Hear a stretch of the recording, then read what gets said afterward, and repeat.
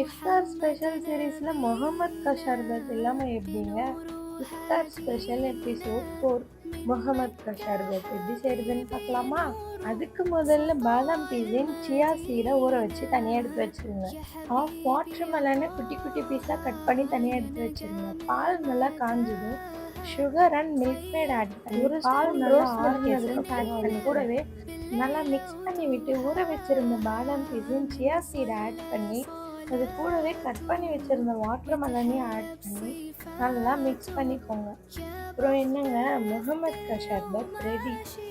இதோட டேஸ்ட்டை நான் சொல்லலை, நீங்களே ட்ரை பண்ணி பாருங்க. மறக்காம எனக்காக ஒரு வாட்டி ட்ரை பண்ணிடுங்க. இந்த மாதிரி மோர் வீடியோஸ்க்கு லைக் அண்ட் சப்ஸ்கிரைப் பண்ணிட்டு போங்க.